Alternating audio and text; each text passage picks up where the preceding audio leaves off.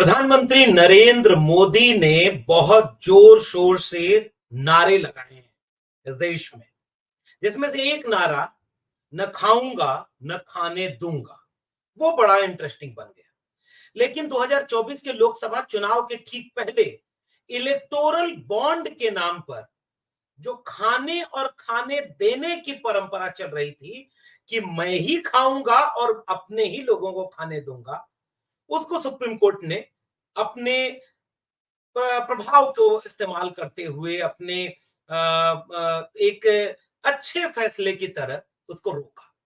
लेकिन आज electoral bond से जुड़ी एक बड़ी नायाब खबर आई, और वो खबर यह है कि देश के भारत सरकार के कैबिनेट मंत्रालय में वित्त मंत्री निर्मला सीतारमण चुनावी बॉन्ड के जरिए जबरन वसूली को लेकर निर्मला सीतारमण के खिलाफ मामला दर्ज हुआ है। फिर से समझिए, चुनावी बॉन्ड के जरिए जबरन वसूली कोट अनकोट के को लेकर निर्मला सीतारमण के खिलाफ मामला दर्ज किया गया है। और वो इलेक्टोरल बॉन्ड, वही इलेक्टोरल बॉन्ड जिसमें सबसे ज्यादा भारतीय जनता पार्टी ने पैसा लिया, खाऊंगा भी और खाने दूंगा। बीफ निर्यातक कंपनियों से लेकर दवा कंपनियां जो अभी टेस्ट में फेल हो गई, उनसे सबसे ज्यादा पैसा लेने वाली पार्टी है भारतीय जनता पार्टी। और आज की तारीख में भारतीय जनता पार्टी देश की सबसे ज्यादा चंदा उठाने वाली पार्टी हो गई। चंदा को किस तरीके से मैनिपुलेट किया गया, और निर्मला सीतारमण वित्त मंत्री हैं, और वित्त मंत्री के ऊपर क्यों एफआईआर दर्ज की गई चुनावी बॉन्ड से, उसका रिश्ता क्या है, आज के वीडियो में विस्तार से इसकी पड़ताल करेंगे। आप देख रहे हैं 4 PM न्यूज नेटवर्क पर डॉक्टर लक्ष्मण यादव का विश्लेषण। तो फिलहाल सबसे महत्वपूर्ण खबर जो इंडिया टुडे ऑनलाइन से मैं आपसे साझा कर रहा हूं, क्योंकि सोर्स बताना पड़ता है ना। आप तो भाजपा से है नहीं कि कुछ भी बोल दें और कोई आपको दिक्कत ना हो, लेकिन मीडिया बोल रही है, और कुछ खबरें होती हैं जिसको मीडिया जानबूझकर छिपा भी नहीं पाती। तो यह मुख्य खबर की हेडलाइन है कि चुनावी बॉन्ड के जरिए जबरन वसूली को लेकर निर्मला सीतारमण के ऊपर मामला दर्ज हो गया। तो इलेक्टोरल बॉन्ड का सारा मामला आप समझ रहे हैं ना, कि इलेक्टोरल बॉन्ड से भारतीय लोकतंत्र पर गंभीर सवाल उठे थे। और फरवरी मार्च 2024 का महीना, जब इलेक्टोरल बॉन्ड के तमाम आरोपों को सामने देख करके सुप्रीम कोर्ट ने उसे अवैधानिक घोषित कर दिया, रोक दिया, बैन कर दिया, और खरीदारों की सूची जारी की। आपको याद दिलाना चाहता हूं क्योंकि आप बहुत जल्दी भूल जाते हैं। इलेक्टोरल बॉन्ड को लेकर के सुप्रीम कोर्ट के सामने जब ये सारा मामला गया, एसबीआई एक संस्था थी जिसके जरिए ये सब कुछ होना था, तो सुप्रीम कोर्ट में सुनवाई के दौरान जब उन्होंने कहा कि भाई आप सारे रिकॉर्ड दो, तो उन्होंने कहा कि कितना चंदा किसको मिला है या किसने किसको चंदा दिया है, ये सारे रिकॉर्ड बताने में कई महीने लग जाएंगे। आप ध्यान से इस बात को समझिएगा। एक संस्था सुप्रीम कोर्ट के सामने कह रही है कि इलेक्टोरल बॉन्ड के जरिए जो भी लेन देन हुआ है उसका लिंक जोड़ करके डेटा सार्वजनिक करने में कई महीने लग जाएंगे। और जब सुप्रीम कोर्ट सख्त हुआ तो कुछ ही दिन में वो सारा डेटा सार्वजनिक हो गया। इसका मतलब क्या है? कल्पना करिए कि उस जज की जगह पर कोई और जज बैठा होता, तो कितना मामूली से अंतर से पूरी प्रक्रिया कितनी बदल जाती है। जैसे सुप्रीम कोर्ट में जज नियुक्त हो रहे हैं, एक वीडियो बनाऊंगा इस पर विस्तार से अलग से, कोलेजियम सिस्टम और जुडिशियरी को लेकर के।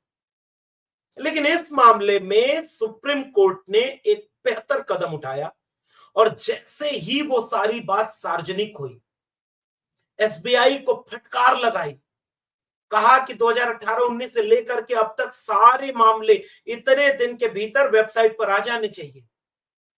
एसबीआई ने उतने दिन के भीतर वो सारा वेबसाइट पर डाल दिया। कल्पना करिए, सारे मामले वेबसाइट पर आ गए। और उसके बाद क्या हुआ?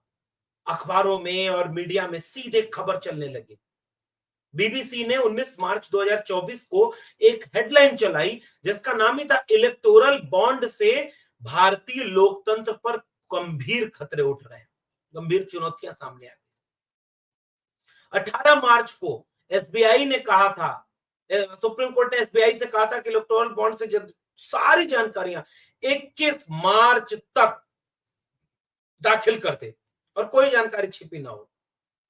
उसके बाद जब पूरा आंकड़ा सार्वजनिक आया तो बीबीसी की यह रिपोर्ट बता रही है कि भारतीय जनता पार्टी के पास 6,986 करोड़ रुपए इलेक्टोरल बॉन्ड से चंदा है। उसके बाद टीएमसी को 13,97 करोड़ रुपए, कांग्रेस को 1,334 करोड़ रुपए, बीआरएस को 1,322 करोड़ रुपए, बीजेडी को 944 करोड़ रुपए, डीएमके को 656, ऐसे करके पूरी सूची बीबीसी ने जारी की। इलेक्टोरल बॉन्ड में future gaming and hotel services private limited, इसने सबसे ज्यादा चंदा दिया, 1,368 करोड़ रुपए का इलेक्टोरल बॉन्ड के जरिए। फिर mega engineer and infrastructure limited, quick supply chain, फिर वेदांता, हल्दिया एनर्जी और एसएल माइनिंग, इस तरह से बहुत डिटेल में सारी जानकारी पब्लिक हो गई।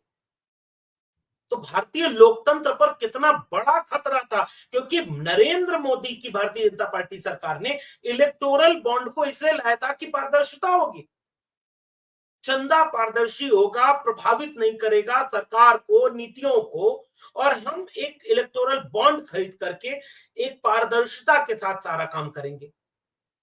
पता चला भाई साहब 4-5 साल में ही पारदर्शिता के नाम पर तो लूट लिया अकेले भारतीय जनता पार्टी ने।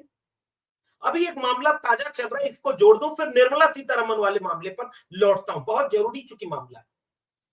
अभी एक खबर आई कि 53 दवाएं ऐसी हैं पैरासीटामोल से जोड़ करके जो टेस्टिंग एजेंसी के सामने फेल हो गई, वो सही साबित नहीं हुई, यानी उसको जो खरीद के खा रहा है इस देश का गरीब कमजोर मजलूम, तो दवाओं से इलाज की बजाय बीमार हो रहा है और जान खतरे में है।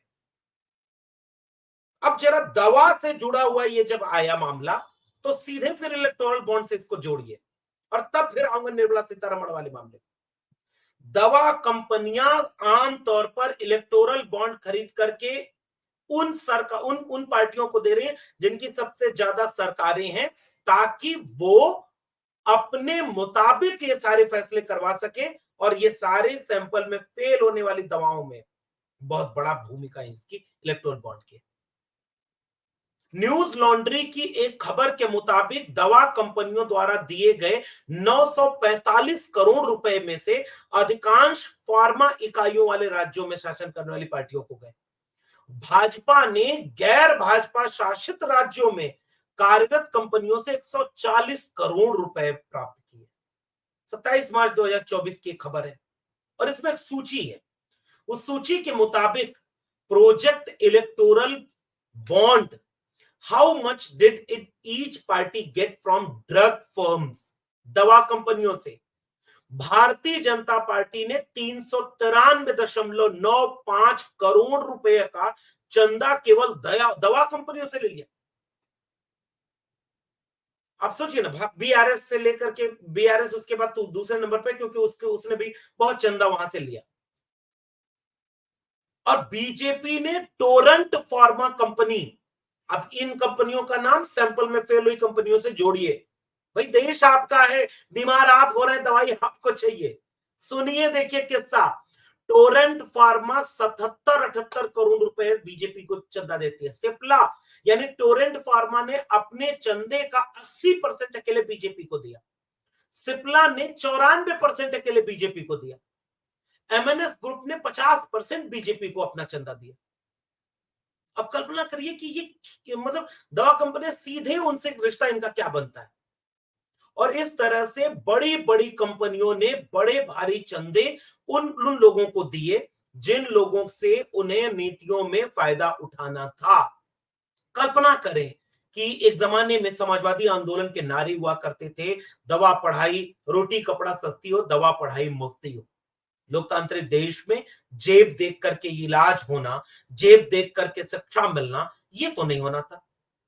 और यहां जेबें भरी जा रही हैं फर्जी दवाओं को विक्रेता का चंदा लेकर के। और उनकी फर्जी दवाएं जो सैंपल में फेल हो रही हैं सरकार के, और उनसे आप गरीब कमजोर मजलूम की जान को जोखिम में डाल रहे हैं। तो इलेक्टोरल बॉन्ड के नाम पर न खाऊंगा न खाने दूंगा का झूठ बोलने वाले नेता ने आड़ में सबसे ज्यादा बड़ा घोटाला किया, सबसे ज्यादा चंदा लूट लिया। आज भी जाकर देखिए, आपके जिले का सरकारी अस्पताल की फोटो लगाइए और बगल में उसी जिले का भारतीय जनता पार्टी का कार्यालय की फोटो लगाइए। मैं आपको एक होमवर्क दे रहा हूं, एक जागरूक नागरिक के तौर पर। बिना लूटे, बिना इतना चंदा खाए, बिना यहां से पैसा कहां से आया कि हर जिले में सरकारी स्कूल, सरकारी अस्पताल की बिल्डिंग जर्जर होकर ध्वस्त हो रही है, बर्बाद हो रही है। और उस जिले में सबसे चमचमाती इमारत प्राइवेट के बाद अगर कोई होगी तो बीजेपी की ऑफिस होगी। कहां से पैसा आया, कहां से चंदा आया? जरा इसको पड़ताल करो इस देश के लोगों। फकीर आदमी ने झोले में क्या क्या भर लिया। और अब फिर से इस खबर पर लौटिए, इस देश के वित्त मंत्री के ऊपर मुकदमा दायर हुआ। बंगलौर की एक अदालत ने रद्द हो चुके चुनावी बॉन्ड के जरिए जबरन वसूली के आरोपों को लेकर केंद्रीय मंत्री निर्मला सीतारमण, वित्त मंत्री निर्मला सीतारमण के खिलाफ एफआईआर दर्ज करने का आदेश दे दिया। जनाधिकार संघर्ष संगठन के आदर्श नैयर ने निर्मला सीतारमण और अन्य के खिलाफ शिकायत दर्ज की थी। और इसमें आरोप लगाया गया था कि चुनावी बॉन्ड के जरिए, इलेक्टोरल बॉन्ड के जरिए जबरन वसूली की गई। और उसके बाद अदालत में यह मामला गया, पुलिस ने निर्मला सीतारमण व अन्य के खिलाफ मुकदमा दर्ज कर दिया। फरवरी में यह सारा मामला असंवैधानिक हुआ था। और कहां निर्मला सीतारमण और बीजेपी अभी बताए कि कैसे इनको जो है पारदर्शी बनाया आपने? आज तक, अब तो डिबेट खत्म हो गई, फिर से नए भाषण शुरू हो गए। भ्रष्टाचार के खिलाफ लहराते, आग में एकदम जलते तपते अंगारे की तरह भाषण प्रधानमंत्री नरेंद्र मोदी का आप जम्मू कश्मीर से, हरियाणा से लाइव सुन सकते हैं। संसद में खड़े होकर दहाड़ते हुए नरेंद्र मोदी आज भी भ्रष्टाचार के खिलाफ भाषण दे रहे हैं। और इलेक्टोरल बॉन्ड पर कोई सफाई आई क्या? कितना पता है? आप बताइए, आप इस देश के नागरिक हैं। लूट पकड़ी गई, इतना चंदा आया, तो आया चंदा, दिया धंधा। पूछा सवाल आपने, मिला जवाब आपको। चंदा दो, धंधा लो। धंधा रोको, क्योंकि पहले चंदा दो, चंदा नहीं दोगे लो ईडी सीबीआई भेजेंगे। फिर से खबरों को देखिए, क्योंकि आप बहुत जल्दी भूल जाते हैं। क्योंकि अचानक आपके मोहल्ले में फिर से हिंदू मुस्लिम मंदिर मस्जिद धर्म खतरे में है, पेश कर दिया जाएगा और आप उसमें मशगूल हो जाएंगे और भूल जाएंगे इलेक्टोरल बॉन्ड। फिर से देखिए खबर, निर्मला सीतारमण जी के ऊपर आरोप क्या लगा। धारा 17A भ्रष्टाचार निवारक अधिनियम के अनुसार जांच पूरी होने और 3 महीने के भीतर रिपोर्ट प्रस्तुत होना है। और अब आगे जांच होगी। सिद्धारमैया जो कर्नाटक के मुख्यमंत्री हैं, उन्होंने कहा कि मेरे मामले में निचली अदालत ने आदेश पारित कर दिया है। राज्यपाल ने धारा 17A के तहत जांच के लिए कहा और अदालत ने निर्देश दिया कि जांच 3 महीने के अंदर पूरी करके रिपोर्ट दी जाए। उल्लेखनीय है कि सिद्धारमैया के खिलाफ MUDA मामले में कथित अनियमितताओं के संबंध में भ्रष्टाचार निवारक अधिनियम 17A की भी जांच की जाएगी। और सिद्धारमैया ने जेडीएस नेता और केंद्रीय मंत्री HD कुमारस्वामी पर भ्रष्टाचार का आरोप लगाया। उन्होंने कहा कि पहले कुमारस्वामी इस्तीफा दें, तब वो इस्तीफा देंगे और उसके बाद प्रधानमंत्री नरेंद्र मोदी को भी देना चाहिए। इस्तीफे की बात तो वहां चलेगी। चुनावी बॉन्ड में जबरन वसूली मामले में प्रधानमंत्री नरेंद्र मोदी को भी इस्तीफा देना चाहिए, यह बात सिद्धारमैया बोल रहे हैं। निर्मला सीतारमण को भी इस्तीफा देना चाहिए। कुमार स्वामी जमानत पर बाहर है, इसलिए उनको भी इस्तीफा दे देना चाहिए और इस तरह से ही ये जांच पूरी हो सकती है। कल्पना करिए कि आपके देश में बड़े बड़े नेता, अब एफआईआर उनके ऊपर किसकी हो रही है कि जबरन चुनावी बॉन्ड से वसूली हो गई। तो क्या प्रधानमंत्री नरेंद्र मोदी इस्तीफा देंगे? क्या निर्मला सीतारमण देश के वित्त मंत्री इस्तीफा देंगी? क्या कुमार स्वामी इस्तीफा देंगे? या आप भूल जाएंगे, जैसे हिमाचल प्रदेश से कुछ तस्वीरें आ जाएंगी, जैसे यूपी से तख्तियों पर कौन हिंदू कौन मुसलमान दुकानदार नाम लिखो, ए हिंदू मुसलमान करो, यहाँ मस्जिद को मंदिर से लड़ा दो, वहां देखो वो जमीन पर नमाज पढ़ रहे, वो देखो जमीन कब्जा हो गई, ए ले धर्म खतरे में है दौड़ पड़ो। या तो इसी में मशगूल हो जाएंगे और भूल जाएंगे कि आपके जिले का सरकारी अस्पताल, सरकारी स्कूल खंडहर बनता जा रहा है और आपके जिले में कहां से पैसा आया कि Bharatiya Janata party 3 star 4 star 5 star hotel की शक्ल में ऑफिस अपना कार्यालय बना चुकी है। तो उसका रिश्ता इलेक्टोरल बॉन्ड से कैसे जुड़ता है? दवा कंपनियां फ्रॉड है, फेल हो रही है टेस्ट में और पता यह चल रहा है कि उन दवा कंपनियों का एक मुश्त पैसा सबसे ज्यादा अगर चंदे में कोई लिया तो बीजेपी ने लिया। कोई नैतिकता कोई बची? या फकीर ने जो कहा कि न खाऊंगा न खाने दूंगा, मैंने इनका लूटा हुआ जनता को लौटाया। काला धन वापस आया क्या? 100 दिन में काला धन वापस ना आए तो जिस चौराहे पर बुलाना चला जाऊंगा, क्या नरेंद्र मोदी का ये बयान याद है या भूल गए? या काला धन अब आपकी चिंताओं से गायब हो गया है? काला धन के नाम पर इस देश में बड़े बड़े आंदोलन हुए, आंदोलन करने वाले भूल गए, आंदोलन के बाद सरकार बना करके काला धन 100 दिन में लाने वाले भूल गए, लेकिन आप तो देश की जनता है, आप भी भूल गए। वेयर इज काला धन?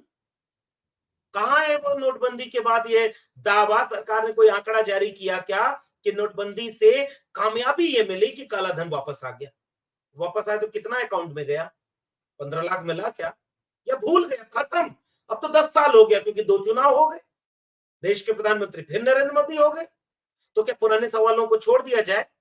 क्योंकि नए रूप में फिर से धर्म खतरे में बताकर मंदिर मस्जिद हिंदू मुसलमान यही करके पूरी डिबेट आपके सामने पेश की जा रही है और आपको गायब कर दिया गया उस खबर को आपके जहन से जिसमें इलेक्टोरल बॉन्ड के नाम पर लूट इस देश में हुई थी। इतनी बड़ी लूट, आज तक इतनी बड़ी लूट नहीं हुई होगी, लेकिन भूल गए कि नहीं? आप सच सच बताइए, दिल पे हाथ रख के बताइए।